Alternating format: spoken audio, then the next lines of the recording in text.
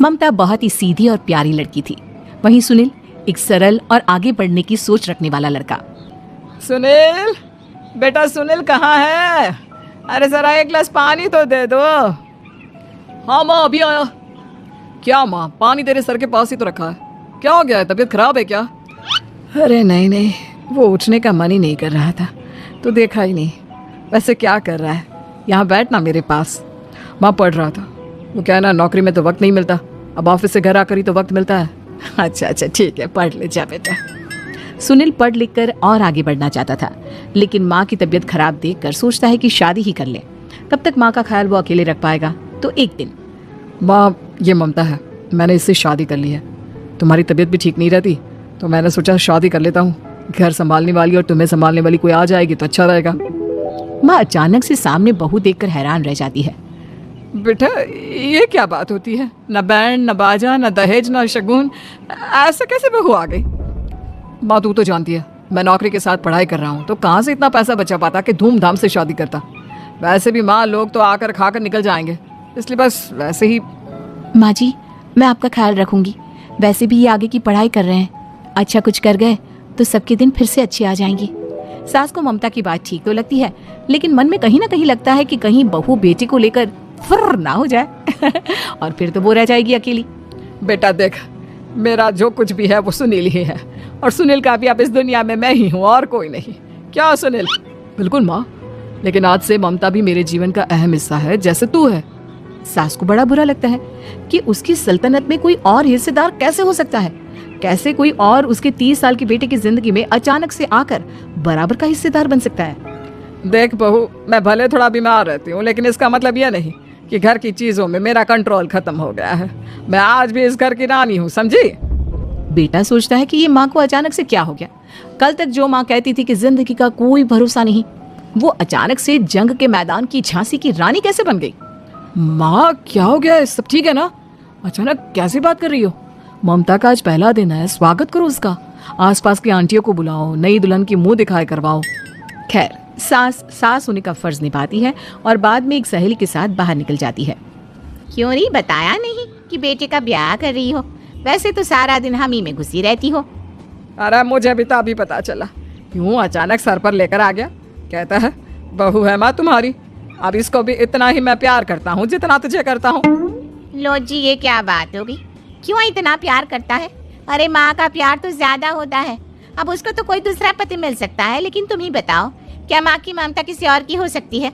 ना जी ना, बेटे को समझाओ ये बात। अरे क्या समझाऊं, मुझे तो खुद ही समझ में नहीं आ रहा कि क्या हो रहा है।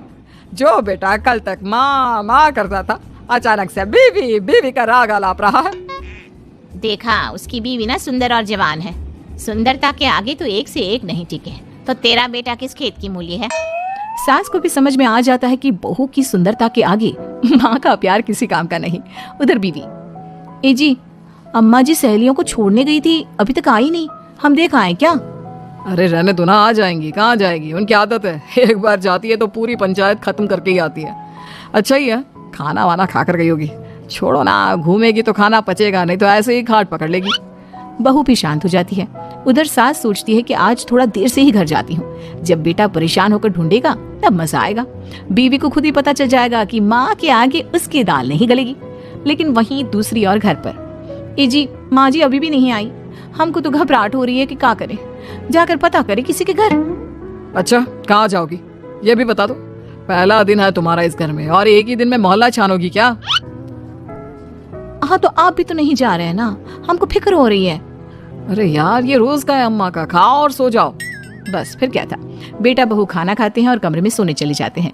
उधर जब सास को कोई देखने नहीं आता तो वो हार कर घर आ जाती है, जहाँ वो देखती है कि सारे घर की लाइट्स बंद है। सास को गुस्सा आता है, बहू, ममता बहू कहाँ हो?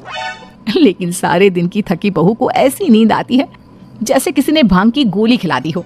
वो तो नहीं उठती, उठकर आ जाता है। बेटा क्या बात है अम्मा, काहे चिल्ला रही हो? अरे सो जाओ ना, सुबह की थकी है बहू, वो सो रही है, जोर से बोलोगी तो नींद खुल जाएगी उसकी। माँ को गुस्सा आ जाता है। फिलहाल तो सो जाती है, लेकिन मन ही मन ढेर सारा जहर बहू के लिए भरा होता है। सुबह बहू चाय बना रही होती है कि सास धीरे से गैस तेज कर देती है, जिससे चाय का बर्तन जल जाता है। और जैसे ही बहू चाय का बर्तन उठाती है उसका हाथ जल जाता है। मेरा हाथ जल गया। वो जोर जोर से चिल्लाकर इधर उधर भागती है कि सास थोड़ी देर में उसके हाथ में पानी डाल देती है। हाय रे बहू, क्या कर रही हो? पहली बार रसोई छुई हो क्या? सासू माँ गलती से गैस तेज रह गई थी और बर्तन जल गया, जिससे मेरा हाथ जल गया। हाय रे, कितना गंदा दाग। छी छी छी छी, मुझे तो उल्टी आ रही है तेरा गला हुआ मांस देखकर। तू ना मुझे अभी साथ से खाना मत लगाना। बहू भी खुद का हाथ देखती है तो उसे भी रोना आ जाता है। कुछ दिनों के बाद सास की सहेली आती है, बहू चाय बनाकर लाती है। उसके जाने के बाद सहेली कहती है, बहू की सुंदरता ऐसी है कि कोई भी दीवाना हो जाए। वैसे तेरे बेटे का क्या हाल है? अरे वैसा ही है, बहू के पीछे लड्डू। क्या करूं, कुछ समझ में नहीं आ रहा। मैंने तो बहू के चेहरे पर दिवाली के पटाखे की चक्री फेंक दी, उसका पूरा चेहरा जल गया। अब देखो ना रही सुंदरता, और ना ही अब मेरा बेटा उसे पूछता है। अरे अब तो वो उसे छोड़कर दूसरी भी देखने को बोल गया है मुझे। बहू सारी बात सुन रही होती है। आंटी एक बात बताइए, क्या भरोसा है कि दूसरी सही आए और आपके अनुसार रहे? देखिए आंटी, मेरी सासू माँ को गलत बात सिखाने की जरूरत नहीं है। हमारा परिवार साथ में खुशी से रह रहा है। देख बहू, मेरी सहेली की बेइज्जती ना कर, वही अच्छा रहेगा तेरे लिए, समझी? बहू नहीं मानती है। वो बार बार उनकी सहेली को घर से निकल जाने को कहती है। तभी सास की सहेली पास के चूल्हे से लकड़ी लाकर बहू के चेहरे पर लगा देती है।